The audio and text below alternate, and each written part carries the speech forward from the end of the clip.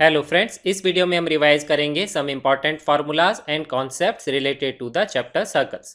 पहले हम स्टार्ट करते हैं इक्वेशन ऑफ सर्कल से। इक्वेशन ऑफ सर्कल को डिफरेंट फॉर्म्स में रिप्रेजेंट किया जाता है। जो फर्स्ट फॉर्म है वो है ये x square plus y square plus 2gx plus 2fy plus c equal to 0। तो इस तरह की इक्वेशन में सेंटर होता है -g, -f और रेडियस का फॉर्मूला होता है under root of g square plus f square minus c. Diagram से हम इसको ऐसे रिप्रेजेंट कर सकते हैं। Center is -g, -f, radius is under root of g square plus f square minus c. तो इस इक्वेशन को यूज़ कैसे किया जाता है?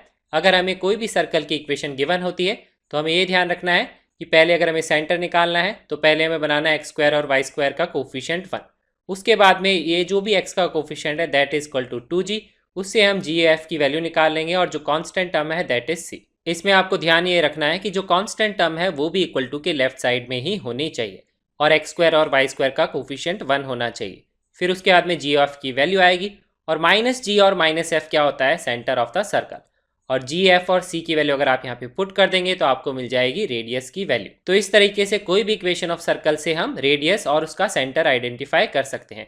तो ये फॉर्मूले इस तरीके से काम आते हैं। अब अगर सर्कल की इक्वेशन में सारे कांस्टेंट नहीं गिवन है, कोई भी एक वेरिएबल गिवन है, सपोज यहाँ पे 2 की जगह k गिवन है, तो उस केस में अगर इनइक्वालिटी का क्वेश्चन है तो आपको एक कंडीशन जो most of the students ignore कर देते हैं वो ये आपको डेफिनेटली अप्लाई करनी है कि ये जो वैल्यू है g square plus f square minus c, this should be greater than equal to 0। इसी केस में क्या होगा? ये रियल रेडियस के सर्कल को डिफाइन करेगा। तो यहाँ से बन जाएगी फिर वो एक इनइक्वालिटी और उस इनइक्वालिटी को हम सॉल्व कर सकते हैं। नेक्स्ट जो इक्वेशन ऑफ सर्कल है जो हमने सीबीएसई में भी पढ़ी है वो है ये एक्स माइनस एच का स्क्वायर वाई माइनस के का square equal to r square. इसमें रिप्रेजेंट करता है h comma k is the centre, r represent करता है रेडियस ऑफ द सर्कल। तो ये इक्वेशन मैं जनरली तब यूज़ करता हूँ जब मुझे सेंटर पता है और रेडियस पता है और मुझे सर्कल की इक्वेशन निकालनी है। और प्रीवियस इक्वेशन मैं तब यूज़ करता हूँ जब सर्कल की इक्वेशन मुझे गिवन है और सेंटर और रेडियस मुझे आइडेंटिफाई करने हैं, तो वो उस केस में फास्ट मेथड है। अब अगर सेंटर 0,0 है तो उस केस में सर्कल की इक्वेशन होती है x square plus y square equal to r square. इसका सेंटर 0,0 है, रेडियस है आर। अब हम यहाँ पे कोऑर्डिनेट एक्सिस बना लेते हैं और अगर रेडियस का एंगल हम एज्यूम करते हैं सम एंगल थीटा, तो इस सर्कल के ऊपर हम एक जनरल पॉइंट को एज्यूम कर सकते हैं r cos theta comma r sign theta. इसी को ही बोलते हैं parametric form of the circle. लेकिन वो हमेशा यूजफुल होती है हमेशा x square plus y square equal to r square के केस में। इन केसेस में वो इतनी यूजफुल नहीं होती है तो यहाँ पे मैंने उसको नहीं लिखा है। पैरामेट्रिक फॉर्म का मतलब क्या है? अगर आपको इस तरह से सर्कल गिवन है उस केस में आप क्या कर सकते हैं, कोई भी एक पॉइंट सर्कल पे ये एज्यूम कर सकते हैं r cos theta and r sign theta. Next equation of the circle है diametrical form of the circle. तो ये है equation x minus x1 multiplied by x minus x2 plus y minus y1 multiplied by y minus y2 equal to 0। This is an equation of the circle जिसके diametrical के end points हमें given है। एक point है x1 y1 और एक point है x2 y2। तो इस तरीके से हम डायरेक्टली इक्वेशन लिख सकते हैं। एक और तरीका क्या है, आप क्या कर लीजिए, इन दोनों पॉइंट का मिड पॉइंट निकाल लीजिए, तो उससे मिल जाएगा आपको सेंटर ऑफ द सर्कल और इन दोनों पॉइंट के बीच का डिस्टेंस निकाल के उसका हाफ निकाल लीजिए तो वो आ जाएगा रेडियस। तो हम जो सेकंड पार्ट में हमने डिस्कस किया x माइनस एच का स्क्वायर वाई माइनस के का square equal to r square, उस तरीके से भी हम इक्वेशन ऑफ सर्कल निकाल सकते हैं। ये वाली इक्वेशन आती कैसे है? हम क्या करते हैं, इस लाइन का स्लोप लिख लेते हैं y minus y1 upon x minus x1 और इसका स्लोप लिख लेते हैं y minus y2 upon x minus x2। और हमें पता है यहाँ पे एंगल कितना होता है, 90 डिग्री होता है, क्योंकि ये क्या है, डायमीटर ऑफ द सर्कल। तो हम यहाँ पे कंडीशन अप्लाई कर सकते हैं कि अगर दो लाइंस परपेंडिकुलर होती हैं तो उनके प्रोडक्ट ऑफ स्लोप्स क्या होता है, -1 के बराबर होता है। और यहाँ पे अगर हम ये वो वैल्यूज पुट कर देंगे तो इस तरह से एक्सप्रेशन मिलेगा। इसको क्रॉस मल्टीप्लाई करके आप लेफ्ट साइड में लाएंगे तो यही इक्वेशन आपको मिल जाएगी। अब ये जो इक्वेशन है इस तरीके से भी एग्जाम में पूछी जा सकती है। We have to find the equation of a circle passing through the points x1 y1 and x2 y2 which is having the least radius area और पेरीमीटर। लीस्ट रेडियस एरिया या पेरीमीटर का जो circle होगा जो इन दोनों point से पास करेगा, उस केस में ये दोनों पॉइंट्स क्या होंगे, डायमीटर के एंड पॉइंट्स होंगे। इसको हम कैसे समझ सकते हैं कि अगर हम कोई और सर्कल एज्यूम करेंगे उसके लिए अगर ये इन दोनों पॉइंट से पास करता है तो ये लेंथ रिप्रेजेंट करेगी लेंथ ऑफ द कॉर्ड। और इस केस में क्या है, ये जो सर्कल है इस केस में क्या है, डायमेट्रिकल एंड पॉइंट्स। तो अगर ये कॉर्ड है, ये बाहर वाला जो मैंने ब्लू सर्कल बनाया है, उस केस में क्या होगी, रेडियस की वैल्यू तो इससे ज़्यादा हो जाएगी। तो मिनिमम रेडियस तभी आएगी जब ये क्या होगी, ये जो कॉर्ड हो जाएगी डायमीटर में चेंज हो जाएगी। There is one more important way in which you can use this equation in the exam. तो देखिए वो तरीका क्या है। अब अगर हम यहाँ पे नोटिस करेंगे तो ये रिप्रेजेंट करता है एक क्वाड्रेटिक इक्वेशन को, जिसके रूट्स क्या हैं x1 और x2। और x1 और x2 अगर हम नोटिस करेंगे वो क्या रिप्रेजेंट करते हैं, x coordinates of the diametrical end points. और ये इक्वेशन अगर हम नोटिस करेंगे तो इक्वेशन रिप्रेजेंट करती है एक क्वाड्रेटिक इक्वेशन इन y। इसके रूट्स क्या हैं, y1 और y2। और y1 y2 नोटिस करेंगे वो क्या है, y coordinates of diameter and points. तो ये बेसिकली ये इक्वेशन क्या रिप्रेजेंट करता है, हमने दो क्वाड्रेटिक इक्वेशन को ऐड किया है। लेकिन जब हमने ऐड किया है तो यहाँ पे नोटिस करने वाली बात क्या है, कोफिशिएंट ऑफ एक्स स्क्वायर किसके बराबर है, कोफिशिएंट ऑफ वाई स्क्वायर के बराबर है, जो कंडीशन सेटिस्फाई होनी चाहिए for equation of a circle. अब एग्जाम में ये इन्फॉर्मेशन हम कैसे यूज कर सकते हैं कि सपोज हमें क्वेश्चन में गिवन है कि एक सर्कल है जिसके डायमेट्रिकल एंड पॉइंट्स के x coordinates that is the abscissa they are the roots of some quadratic equation, और जो उसके वाई कोऑर्डिनेट्स हैं डायमेट्रिकल एंड पॉइंट्स के वो भी एक रूट्स हैं क्वाड्रेटिक इक्वेशन के। इसके हमें निकालनी है equation of the circle with those diametrical end points. तो हमें पता है इक्वेशन ऑफ सर्कल क्या रिप्रेजेंट करता है कि जो क्वाड्रेटिक इन एक्स है उसको हम ऐड करेंगे क्वाड्रेटिक इन वाई के साथ। तो हमें इन दोनों इक्वेशन को ऐड करना है, लेकिन इस चीज़ का हमेशा ध्यान रखिए कोफिशिएंट ऑफ एक्स स्क्वायर और कोफिशिएंट ऑफ वाई स्क्वायर क्या होना चाहिए, सेम होना चाहिए। तो उसके लिए मैं क्या करूँगा, पहले यहाँ पे एक्स स्क्वायर का कोफिशिएंट 1 बना लूँगा, क्योंकि यहाँ पे भी 1 है, तो मैं इस पूरी इक्वेशन को 2 से डिवाइड कर लूँगा। उसके बाद में मैं क्या करूँगा, इसके साथ ऐड कर दूंगा, तो इक्वेशन कुछ इस तरीके से आएगी। तो यहाँ पे देखिए एक्स स्क्वायर और वाई स्क्वायर का कोफिशिएंट 1 है। ये जो इक्वेशन है ये रिप्रेजेंट करेगा equation of the circle with diametrical end points x1 y1 x2 y2, जहाँ पे x1 x2 इसके रूट्स हैं और y1 y2 किसके हैं, इसके रूट्स हैं। इस तरीके से जेईई मेन में ऑलरेडी एक क्वेश्चन पूछा जा चुका है। नेक्स्ट सर्कल की इक्वेशन से रिलेटेड जो इंपॉर्टेंट कॉन्सेप्ट है that is circle and the coordinate axis. उसमें जो पहला केस हम लेंगे कि सर्कल जो पास करता है थ्रू द ओरिजिन। तो इसका हम डायग्राम यहाँ पे बना लेते हैं। ये रिप्रेजेंट करता है ओरिजिन। एक सर्कल हमने कंसिडरेशन में लिया है जो यहाँ से इस पॉइंट से पास करता है। अब एक टर्म होती है इंटरसेप्ट। इंटरसेप्ट रिप्रेजेंट करता है the points where the circle cuts the coordinate axis. तो बेसिकली वो इन पॉइंट्स को रिप्रेजेंट करता है। अगर ये पॉइंट है a,0 और ये पॉइंट है 0,b, तो यहाँ पे एक्स इंटरसेप्ट वो पॉइंट होता है जहाँ पे सर्कल एक्स एक्सिस को कट करता है।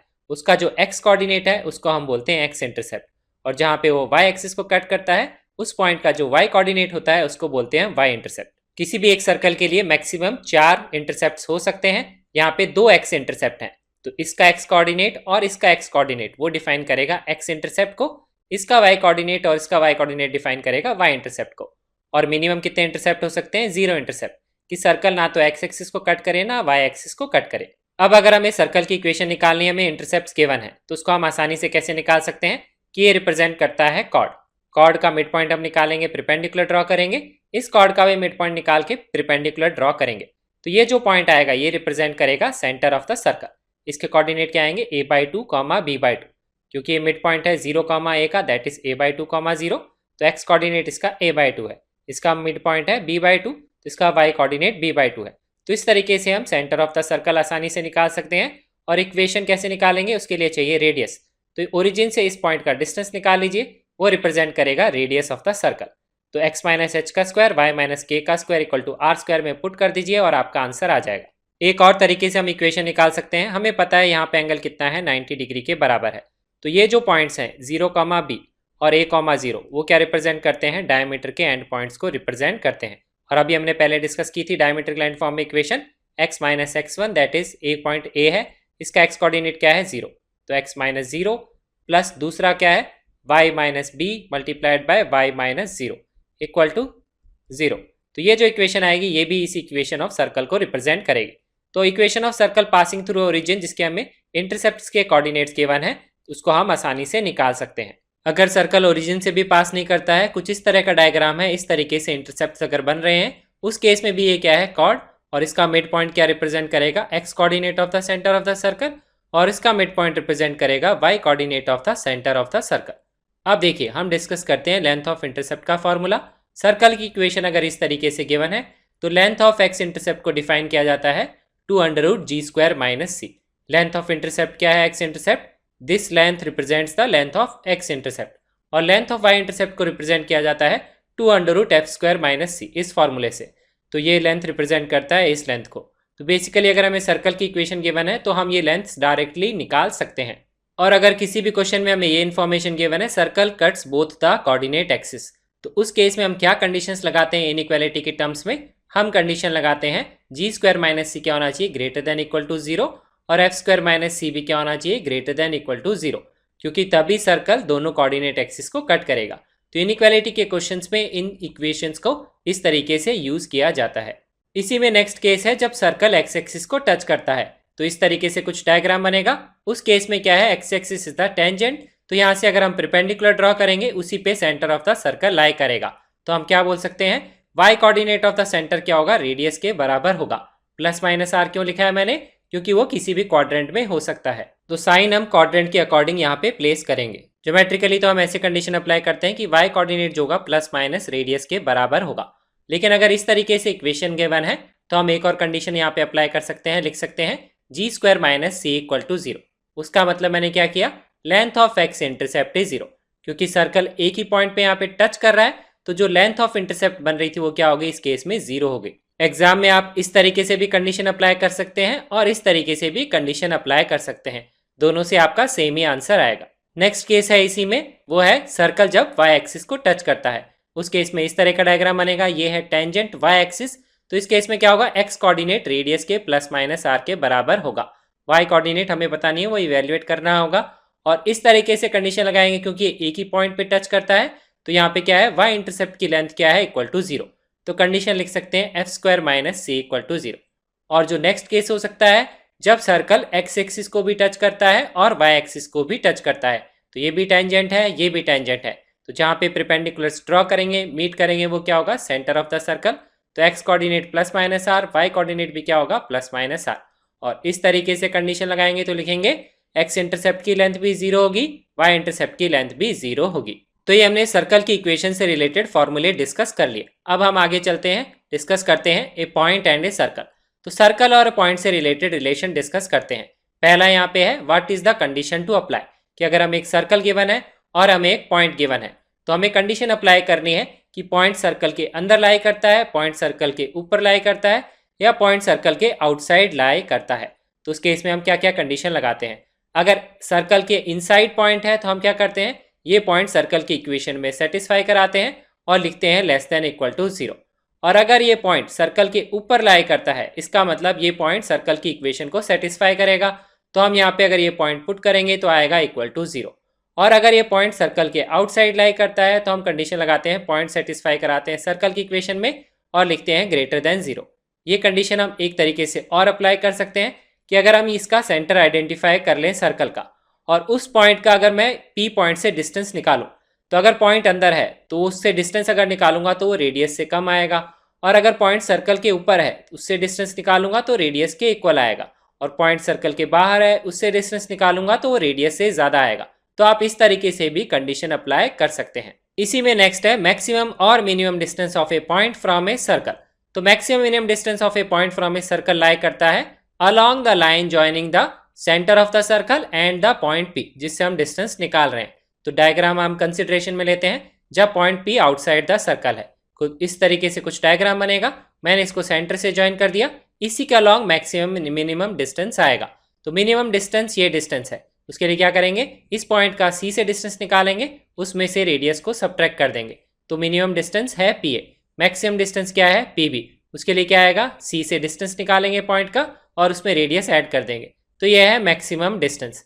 और नेक्स्ट केस है इसी में जब point P inside the circle lie करेगा, उस केस में क्या होगा, तभी मैंने सेंटर से ज्वाइन करके लाइन बना ली, उसके अलॉन्ग आएगा मिनिमम डिस्टेंस, वो है ये डिस्टेंस PA।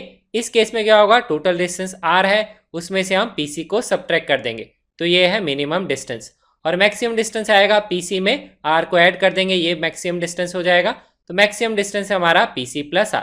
तो मैक्सिमम डिस्टेंस तो दोनों केस में PC प्लस R ही था, मिनिमम डिस्टेंस एक केस में PC माइनस R था और एक केस में R माइनस PC था, तो दोनों को कंबाइन करके हम लिख सकते हैं मिनिमम डिस्टेंस है दोनों केस में mod of PC minus R। अंदर है बाहर है उसके अकॉर्डिंग यहाँ पे पॉजिटिव और नेगेटिव साइन आ जाएगा, तो डायरेक्ट वैल्यू हम इस तरीके से लिख सकते हैं।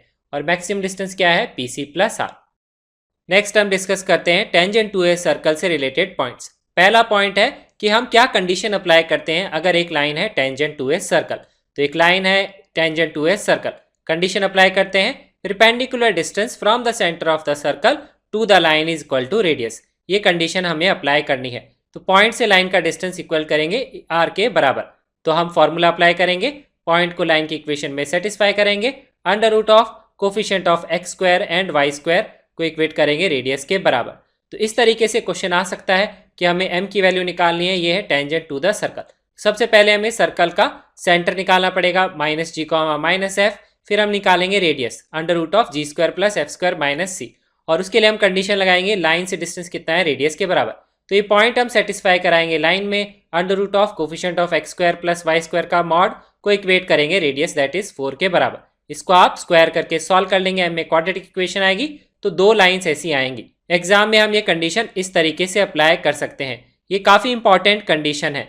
अब ध्यान रखिए, एग्जाम में कोई भी टेंजेंट का क्वेश्चन है 2s सर्कल, तो आपको ये कंडीशन अप्लाई जरूर करनी ही पड़ेगी। सिमिलर तरीके से हम कंडीशन अप्लाई कर सकते हैं किसके लिए, कॉर्ड के लिए। हमें कंडीशन अप्लाई करनी है तो करेंगे distance of the line from the centre is less than r, और अगर कोई भी लाइन कॉर्ड भी नहीं है और टेंजेंट भी नहीं है तो उसके लिए क्या होगा, लाइन का distance from the centre is greater than the radius.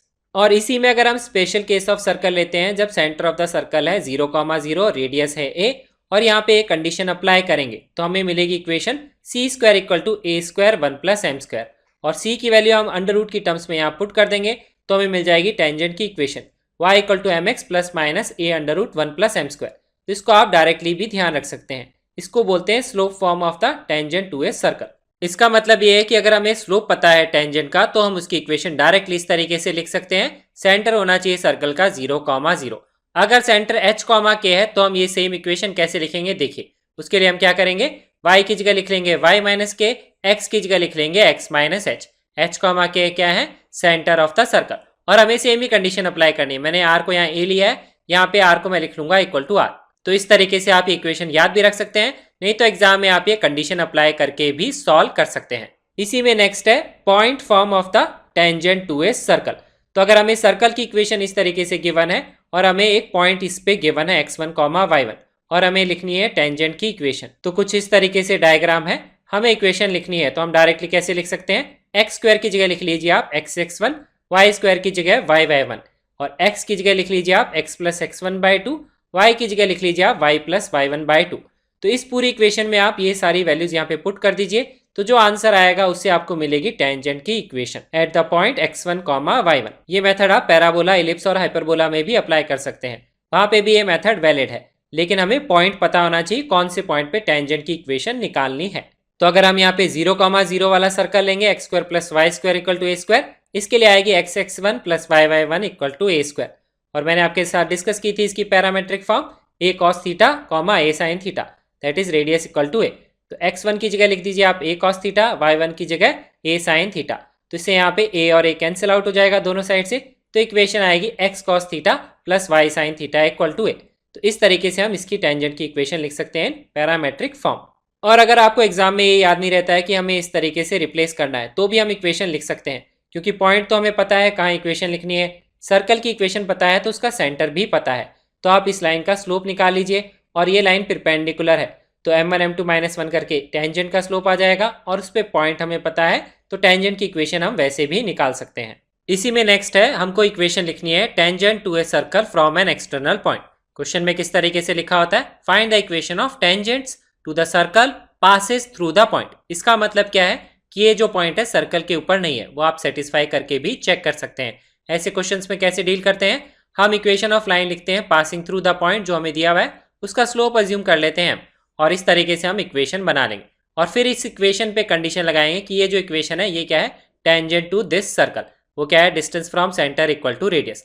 तो वो कंडीशन हम यहाँ पे अप्लाई करेंगे, m में क्वाड्रेटिक बनेगी, उससे हमें मिल जाएगी m की वैल्यू, वापस पुट करेंगे तो मिल जाएगी टेंजेंट की इक्वेशंस। इसी में नेक्स्ट है, हमें आइडेंटिफाई करना है length of the tangent from an external point. तो सर्कल की इक्वेशन सपोज ये है, पॉइंट है x1, y1, हमें निकालनी है लेंथ दैट इज pt, उसको रिप्रेजेंट किया है मैंने यहाँ पे lt से। उसका फॉर्मूला होता है अंडर रूट में हम क्या प्लेस करते हैं, x1, y1 पॉइंट आप सेटिस्फाई कराइए सर्कल की इक्वेशन में, जो वैल्यू आएगी उसका आप ले लीजिए अंडर रूट, वो है लेंथ ऑफ टेंजेंट का फॉर्मूला। एक और तरीके से हम लेंथ ऑफ टेंजेंट निकाल सकते हैं यूजिंग ज्योमेट्री। इस पॉइंट का डिस्टेंस निकाल लीजिए सेंटर ऑफ द सर्कल से, तो ये डिस्टेंस आ जाएगा। रेडियस ऑफ सर्कल पता है under root g square plus f square minus c, और इस ट्राइंगल में लगाइए पाइथागोरस थ्योरम, ये दो वैल्यूज पता है, LT की वैल्यू आप वहां से भी निकाल सकते हैं। इस फॉर्मूले को एक तरीके से और रिप्रेजेंट किया जाता है, इसको लिखते हैं under root of S1। S1 क्या है, कि अगर सर्कल की इक्वेशन को लिखते हैं हम S और उसमें पॉइंट अगर हम सेटिस्फाई कर देते हैं तो उसको हम लिखते हैं S1। Tangent from external point में जो नेक्स्ट इंपॉर्टेंट चीज है वो है locus of the point of intersection of perpendicular tangents. इसका लोकस होता है डायरेक्टर सर्कल। नाम इंपॉर्टेंट नहीं है लेकिन हम इसकी इक्वेशन कैसे निकालते हैं देखिए। तो उसके लिए सर्कल है, हमने इस पे दो टेंजेंट ड्रॉ करी है एक्सटर्नल पॉइंट से, उनके बीच का एंगल कितना है 90 डिग्री। तो मैंने यहाँ पे इसके सेंटर ऑफ द सर्कल से ज्वाइन करके एक ट्राइंगल बनाया है। क्योंकि ये ट्राइंगल इसके साथ कॉन्ग्रुएंट है, हमें पता है ये लेंथ इक्वल होती है, तो ये एंगल कितना होगा 45 डिग्री के बराबर होगा। तो यहाँ कंडीशन क्या अप्लाई करते हैं, R अपॉन डी कितना होगा साइन 45 के बराबर होगा, दैट इज 1/√2। अब हम इसका स्क्वायर कर लेंगे तो इससे आएगा d square equal to 2r square. d क्या रिप्रेजेंट करता है, distance of the point from the centre of the circle. तो डिस्टेंस अगर निकालेंगे तो क्या आएगा x माइनस एच का स्क्वायर y माइनस के का square equal to 2r square. इसी को बोलते हैं वो डायरेक्टर सर्कल। अब मैं इस इक्वेशन को ऐसे भी लिख सकता हूँ 2r स्क्वायर को √2r का होल स्क्वायर। तो बेसिकली क्या है, डायरेक्टर सर्कल एक ऐसा सर्कल है जिसका सेंटर क्या है h, k, तो उसका सेंटर है similar to the original circle, लेकिन उसका रेडियस क्या है √2 times the radius of the original circle. और अगर हम सर्कल कंसिडरेशन में लेते हैं 0,0 वाला x square plus y square equal to a square, तो इसके लिए लोकस क्या आएगा x square plus y square equal to 2a square. यहाँ पे भी इस सर्कल का सेंटर क्या है 0,0, that is similar to the original circle, और इसका रेडियस क्या है √2 times of the radius of the original circle. अगर यहाँ पे एंगल 90 डिग्री नहीं होता, सपोज एंगल 120 डिग्री होता, तो भी हम लोकस निकाल सकते थे। उस केस में एंगल यहाँ पे क्या आता 60 डिग्री। तो यहाँ इक्वेशन बनती r/d equal to sine 60, that is √3/2। उस तरीके से भी आप इस तरह की इक्वेशन निकाल सकते हैं। तो अगर एग्जाम में ऐसा क्वेश्चन आता है locus of point of intersection of tangents जिनके बीच का एंगल कितना है 120 डिग्री 60 डिग्री, तो वो भी आप एग्जाम में निकाल सकते हैं। नेक्स्ट है some important questions related to the quadrilateral P, Q, C and R। अब अगर हमें सर्कल की इक्वेशन पता है और हमें पता है ये एक्सटर्नल पॉइंट P, तो उससे हम ये डिस्टेंस D भी निकाल सकते हैं, रेडियस भी निकाल सकते हैं और लेंथ ऑफ टेंजेंट भी निकाल सकते हैं। इस पे जो क्वेश्चंस पूछे जा सकते हैं वो है पहला question, we have to find the angle between the tangents from this external point. तो हमें एंगल आइडेंटिफाई कर सकते हैं कितना है 2 थीटा के बराबर है। यहाँ पे हम फिर इक्वेशन बनाएंगे tan 2 theta equal to 2 tan theta upon 1 minus tan square theta. tan theta की वैल्यू निकालेंगे हम इस ट्राइंगल से, वो क्या आएगी r अपॉन एल टी। ये वैल्यू हम यहाँ पे सब्सटीट्यूट कर देंगे, उससे tan 2 थीटा की वैल्यू मिल जाएगी, तो उससे हमें एंगल बिटवीन टेंजेंट्स निकाल सकते हैं। नेक्स्ट जो इंपॉर्टेंट क्वेश्चन है इसी क्वाड्रिलेटरल पे बनता है, वो है हमें निकालनी equation of the circle circumscribing the triangle PQR। तो हमें एक सर्कल की इक्वेशन निकालनी है जो PQR पॉइंट से पास करता है या इस ट्राइंगल को क्या करता है सर्कमस्क्राइब करता है। तो वो जो ट्राइंगल होगा वो इस सेंटर ऑफ द सर्कल से भी पास करेगा। ऐसा क्यों होगा, क्योंकि यहाँ पे एंगल कितना है 90 डिग्री। इसका मतलब क्या है, ये क्या होगी डायमीटर ऑफ द सर्कल होगा। और हम इसको ऐसे भी आइडेंटिफाई कर सकते हैं कि ये PQCR जो क्वाड्रिलेटरल है, ये कैसा क्वाड्रिलेटरल है, साइक्लिक क्वाड्रिलेटरल है, क्योंकि इसके अपोजिट एंगल का सम कितना है 180 के बराबर है, तो इनका सम भी कितना होगा 180 के बराबर होगा। तो ये सारे के सारे पॉइंट एक ही सर्कल के ऊपर लाए करेंगे। तो हम बोल सकते हैं CQPR is a cyclic quadrilateral. और इस सर्कल की इक्वेशन कैसे निकालेंगे, ये दोनों है डायमीटर के एंड पॉइंट्स, उस डायमीट्रिकल फॉर्म में आप सर्कल की इक्वेशन लिख सकते हैं। नेक्स्ट जो क्वेश्चन इस डायग्राम पे पूछा जा सकता है वो है length of the chord of contact QR। अब ध्यान रखिए कॉर्ड ऑफ कॉन्टैक्ट को कैसे डिफाइन करते हैं, अगर हम एक्सटर्नल पॉइंट से दो टेंजेंट्स को ड्रॉ करते हैं और वहां पे उन दोनों पॉइंट्स को हम ज्वाइन करके जो कॉर्ड बनाते हैं उसको बोलते हैं हम chord of contact for this point P। QR की लेंथ होगी 2 टाइम्स ऑफ QS और QS की लेंथ निकालेंगे हम इस 90 डिग्री के ट्राइंगल से, वो वैल्यू आएगी LT sin थीटा। तो QR कॉर्ड ऑफ कॉन्टैक्ट की लेंथ आएगी 2LT sin theta. sin theta की वैल्यू आप इस बड़े ट्राइंगल से निकाल के यहाँ वैल्यू पुट करके वो भी आंसर निकाल सकते हैं। नेक्स्ट जो क्वेश्चन पूछा जा सकता है इस पे वो है area of the triangle PQR, कि एक कॉर्ड ऑफ कॉन्टैक्ट के साथ जो टेंजेंट्स का ट्राइंगल बन रहा है उसका एरिया आइडेंटिफाई करिए। तो हम कैसे आइडेंटिफाई करेंगे, उसको हम लिख सकते हैं half multiplied by QR multiplied by PS, that is half into base into height. अब QR तो हमें पता है 2LT sin थीटा है, PS की वैल्यू भी हम आइडेंटिफाई कर लेंगे इस ट्राइंगल से, वो आएगी LT cos थीटा। दोनों वैल्यूज हम यहाँ पे पुट कर देंगे और उससे हम निकाल सकते हैं area of the triangle PQR। तो वैल्यू आएगी LT square multiplied by sin theta cos theta. इस तरीके से इस डायग्राम से रिलेटेड ये 4 इंपॉर्टेंट क्वेश्चंस पूछे जा सकते हैं। नेक्स्ट है equation of chord of contact QR।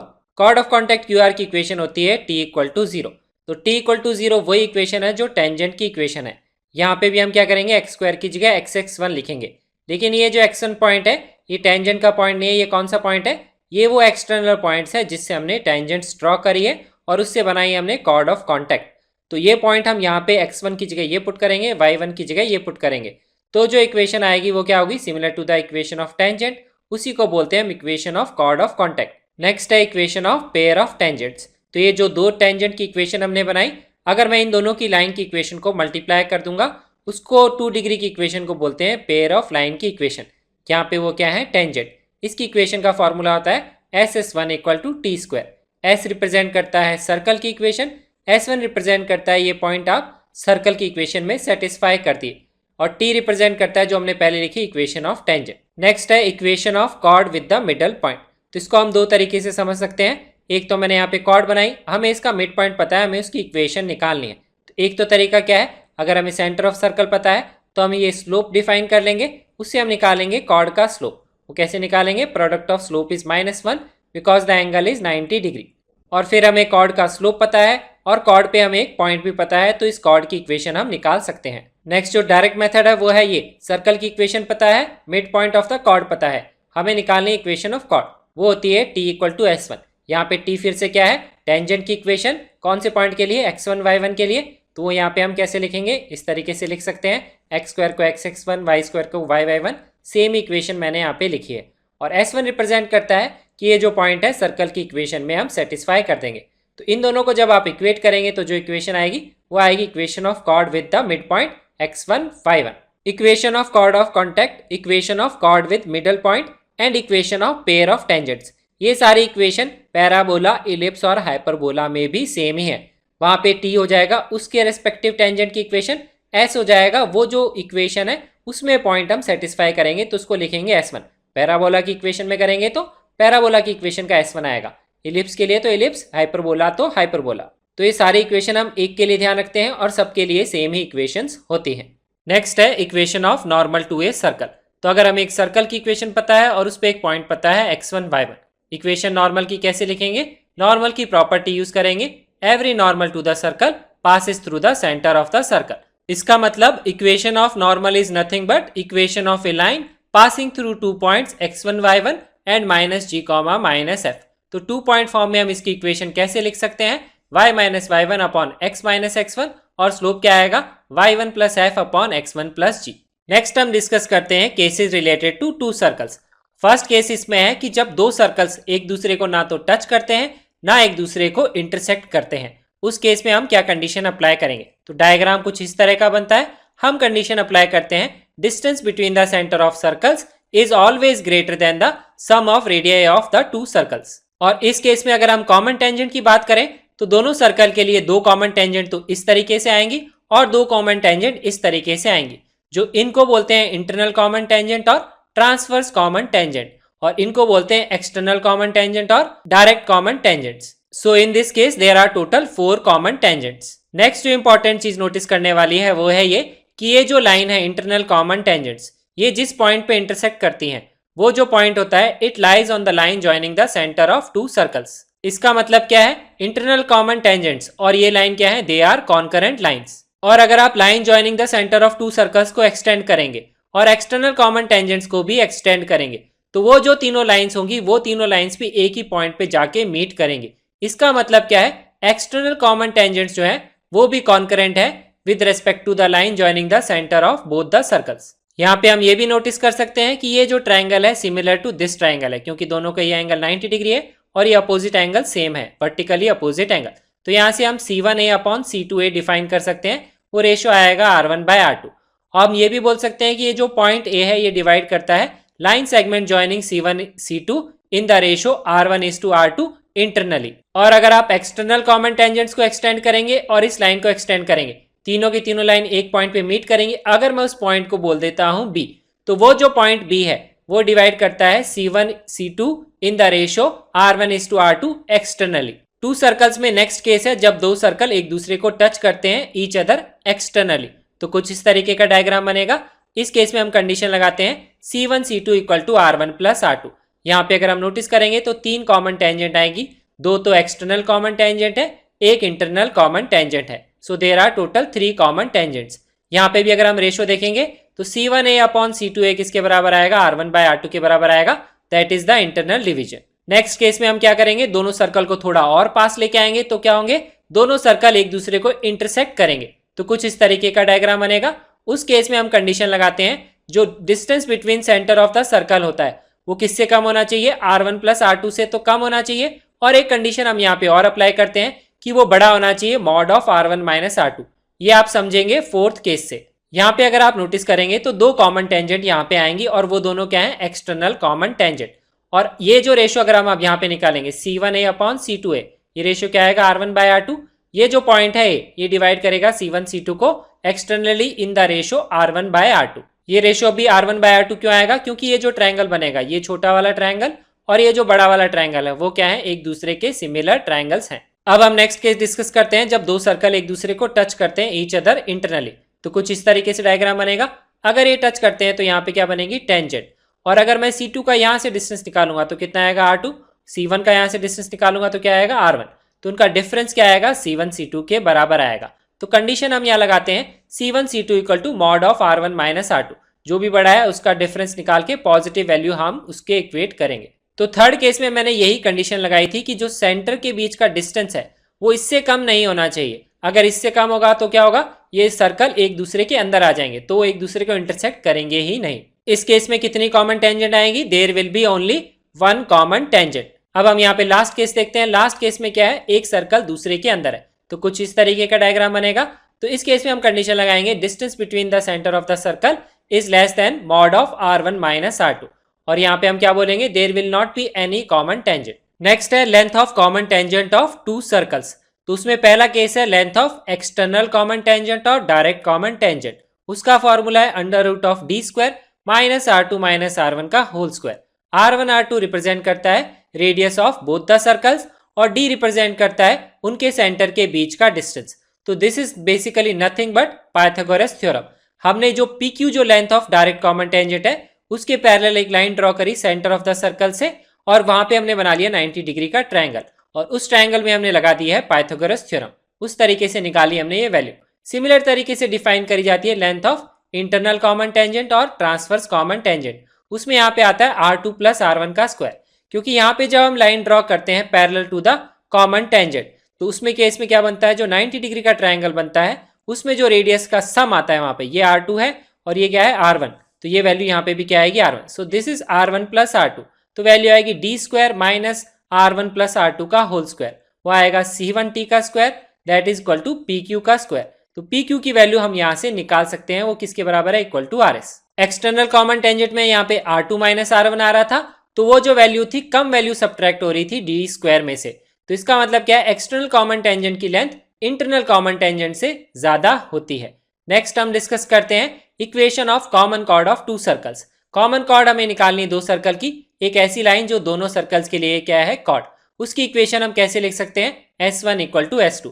S1 represent करता है सर्कल फर्स्ट की इक्वेशन और S2 रिप्रेजेंट करता है सर्कल 2 की इक्वेशन। इनको आप इक्वेट करके सॉल्व करेंगे तो आपको जो इक्वेशन मिलेगी वो मिलेगी इक्वेशन ऑफ कॉमन कॉर्ड। यहाँ पे ध्यान रखिए, जब भी हमें सर्कल्स को इक्वेट करना है तो इस तरीके से इक्वेट करेंगे कि एक्स स्क्वायर और वाई स्क्वायर का कोफिशिएंट दोनों सर्कल में सेम होना चाहिए, क्योंकि जो कॉमन कॉर्ड की इक्वेशन आएगी वो 1 डिग्री इक्वेशन आएगी, उसमें एक्स की पावर 1 और वाई की पावर 1 होगा। अगर आप different coefficient of x square और वाई स्क्वायर को यहाँ पे इक्वेट कर देंगे तो उसमें 2 डिग्री की टर्म्स बच जाएगी, उससे आपका आंसर मैच नहीं करेगा। नेक्स्ट है equation of common tangent of two circles. लेकिन दो ही केस में हम डायरेक्टली डिफाइन कर सकते हैं, जब वो एक्सटर्नली टच करते हैं और इंटरनली टच करते हैं। इस केस में हम डायरेक्ट इक्वेशन लिख सकते हैं S1 equal to S2 same as common chord. Next is orthogonality of two circles. Two circles are orthogonal और said to intersect orthogonally if tangent at their point of intersection include a right angle. इसका मतलब क्या है, इस triangle के लिए point of intersection पे tangent खींचे और इस ट्राइंगल के लिए भी उसी पॉइंट पे टेंजेंट खींचे, उनके बीच का एंगल कितना होगा, 90 डिग्री के बराबर होगा। और ये टेंजेंट इसके सेंटर से पास करेगी, ये टेंजेंट इसके सेंटर से पास करेगी, क्योंकि ये वाली जो टेंजेंट है रेड वाले के लिए वो ग्रीन के लिए क्या है, नॉर्मल, और ये जो है ग्रीन वाले के लिए टेंजेंट वो रेड वाले के लिए क्या है, नॉर्मल। तो इसके लिए हम कंडीशन क्या अप्लाई करते हैं, अगर हमें दो इक्वेशंस पता है तो कंडीशन हम डायरेक्टली ये अप्लाई करते हैं 2g1g2 plus 2f1f2 equal to c1 plus c2। ये कंडीशन आती कहाँ से है, इस ट्राइंगल में पाइथागोरस थ्योरम लगा के।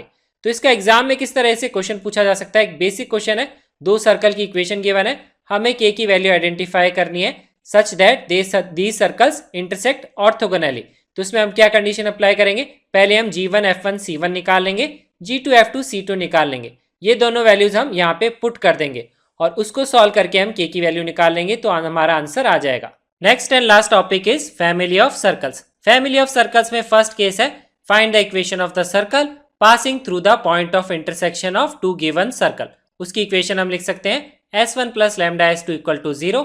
S1 रिप्रेजेंट करता है equation of first circle, S2 represent करता है इक्वेशन ऑफ सेकेंड सर्कल।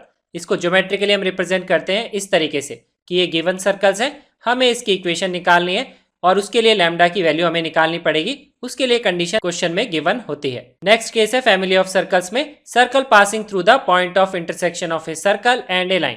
उसकी इक्वेशन लिखते हैं S plus lambda L equal to 0। ये सर्कल की इक्वेशन है, ये गिवन लाइन की इक्वेशन है। ज्योमेट्रिकली कैसे रिप्रेजेंट करेंगे इसको, इस तरीके से। तो हमें रेड सर्कल की इक्वेशन निकालनी है, उससे रिलेटेड कंडीशन क्वेश्चन में गिवन होती है, वो हम कंडीशन अप्लाई करके लैम्डा की वैल्यू निकाल लेते हैं। नेक्स्ट केस है फैमिली ऑफ सर्कल में circle passing through two given points x1 y1 and x2 y2। इसमें भी हम यूज करते हैं ये equation S plus lambda L equal to 0, लेकिन यहाँ पे S और L की इक्वेशन हम निकालेंगे। देखिए कैसे, S रिप्रेजेंट करता है सर्कल की equation with x1 y1 x2 y2 as diametrical end points, ये है वो यहाँ पे सर्कल। L रिप्रेजेंट करता है line joining the points x1 y1 and x2 y2। तो इसको हम कैसे समझते हैं, देखिए हमें इक्वेशन निकालनी है कौन से वाले सर्कल की, हमें रेड वाले सर्कल की इक्वेशन निकालनी। तो हमने यहाँ पे एक सर्कल बना लिया, सर्कल था नहीं, वो सर्कल बनाया जिसके डायमीटर के एंड पॉइंट्स ये हैं और ये लाइन हमने बना ली। तो ये सिमिलर टाइप का केस हो गया जैसे केस 2 था।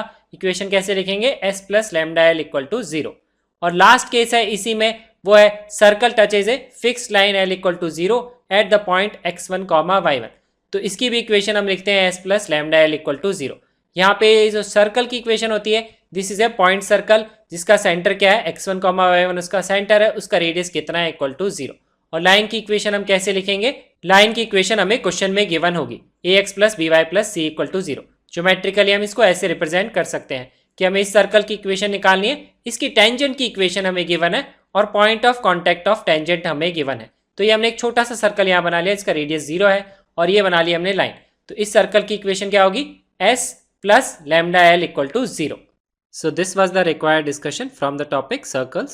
If it is difficult to remember all these formulae and concepts for JEE Main, I would suggest you should definitely cover equation of circle, a point and a circle, condition of tangency to a circle, and that quadrilateral which I discussed, and two circles condition, that is C1 C2 is less than R1 plus R2 and so on. If you found this video useful, do like it and share it with your friends, and do not forget to subscribe to our channel. Thank you so much for watching this video and have a nice day.